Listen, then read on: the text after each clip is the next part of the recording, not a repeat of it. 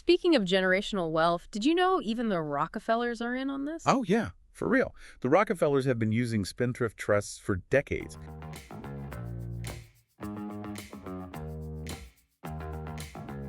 Hello and thank you for listening.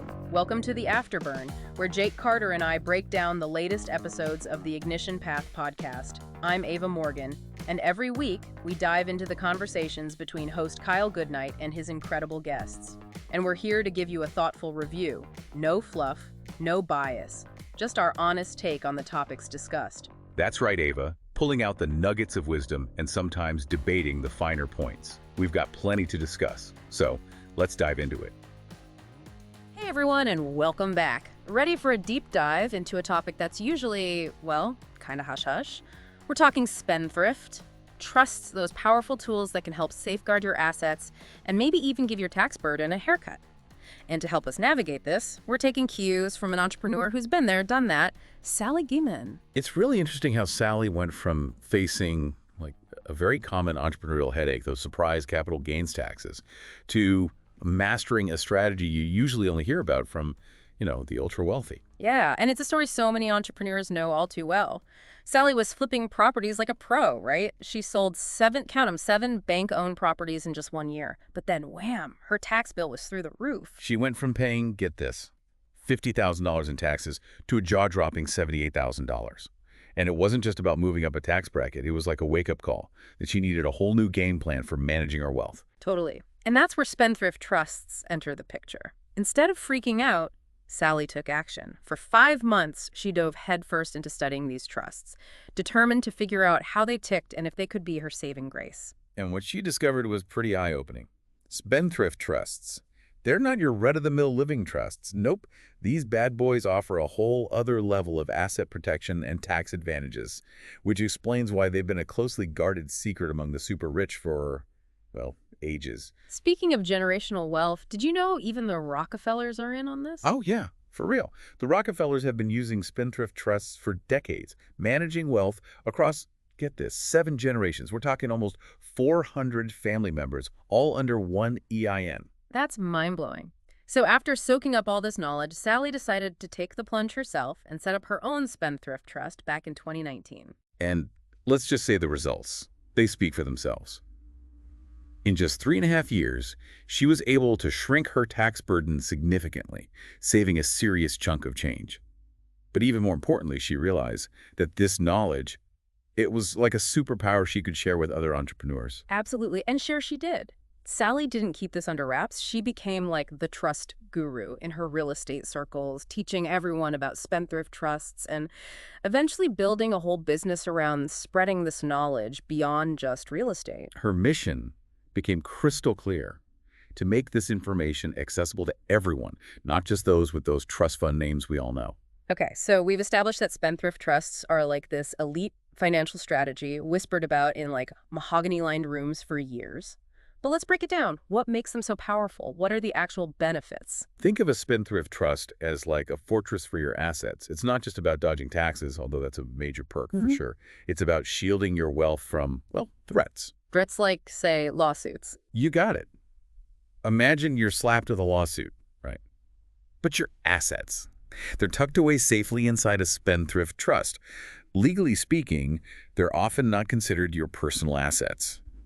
So, creditors trying to come after your hard-earned money, good luck to them. It's like having this, financial force field?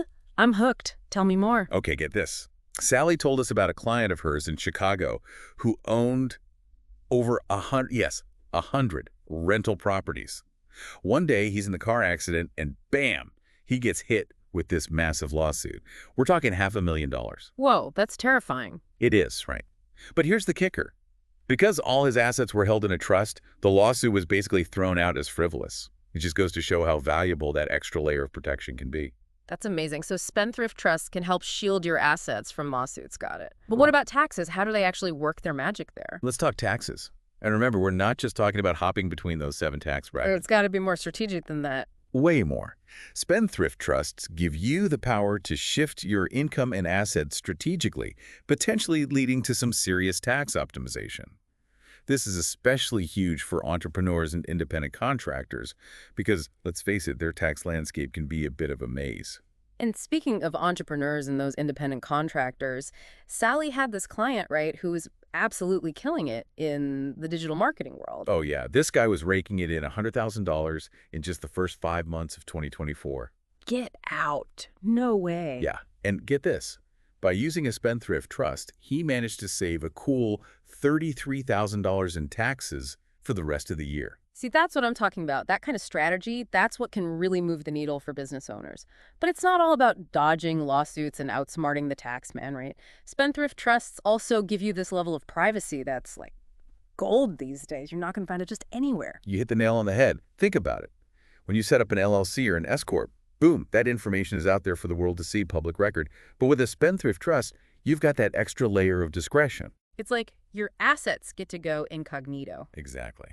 And that privacy, it's priceless in this day and age where everyone and their mother can dig up information online. Couldn't agree more. Now, there's another perk we haven't even touched on yet. The whole Corporate Transparency Act thing. Ah, yes, the Corporate Transparency Act. Definitely a hot topic in the entrepreneurial world. For sure. People are still trying to wrap their heads around it. Like, what does it all mean? And it's no wonder. LLCs are now on the hook for disclosing more about who owns them, which, let's be real, can be a real pain for some business owners. Okay, so how do spendthrift trusts play into all of this? Well, because Spendthrift trusts, they operate outside the whole Corporate Transparency Act shebang. They can actually help you keep things more private. You can dodge those extra filing requirements. So when you say operate outside the scope, you mean like you wouldn't have to publicly share as much about who owns your trust compared to, say, an LLC? Exactly. And for those who really value their privacy, who want to keep a low profile, well, that's a pretty big deal. It sounds like spendthrift trusts are like the ultimate trifecta of benefits, asset protection, tax advantages, and privacy, even a shield from some of those, ever-changing regulations. They really are. And while they might seem like something only the super rich get to enjoy, Sally's mission, remember, is to change all that. I love that about her story. It reminds us that success, it's not always a straight line, Sometimes it's about embracing those detours, turning those curveballs life throws at you into, like, opportunities. Couldn't have said it better myself. Yeah. Remember Sally's lemonade stand story? Oh, are you kidding? How could I forget? The one where she's 5 years old selling lemonade to the Pittsburgh Steelers. Classic. That's the one. It perfectly captures her entrepreneurial spirit, even way back then. And it reminds us that sometimes those little seeds of our greatest successes, they're planted way back in those early experiences. So true. It's like, when life gives you lemons. But Sally, she didn't just make lemonade. She built like a whole lemonade empire, right?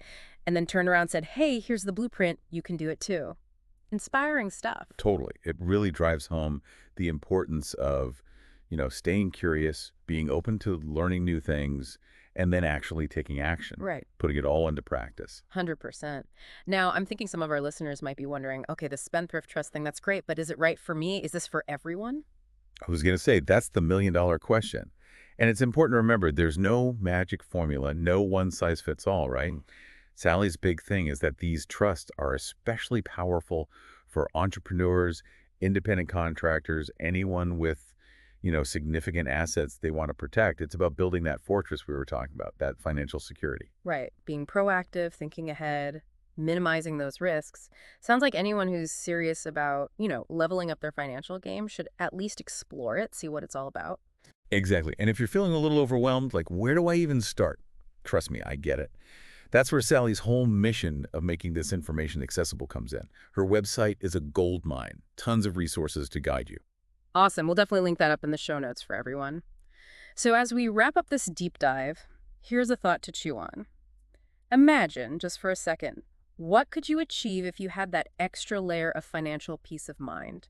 What dreams could you chase down if you could, minimize that tax burden, protect your hard-earned assets? Powerful questions, right? Makes you think. Sometimes those big breakthroughs, they come from questioning the status quo, exploring those, like, what-if possibilities. Couldn't agree more. So to everyone listening, keep learning, keep growing, and don't be afraid to explore those alternative paths, like spendthrift trusts that might just be the key to unlocking your full financial potential. Thanks for joining us on this deep dive. We'll be back next week with another fascinating topic. Until then, stay curious.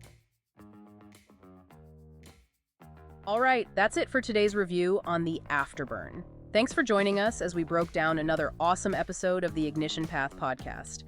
If you haven't listened to it yet, make sure to check it out. Kyle always brings something new to the table, and we're here to make sure you don't miss a beat. For sure. And don't forget, each week we're here to give you the straight talk on these episodes, pulling out what really matters for your entrepreneurial journey. See you next time, and keep igniting your path to success.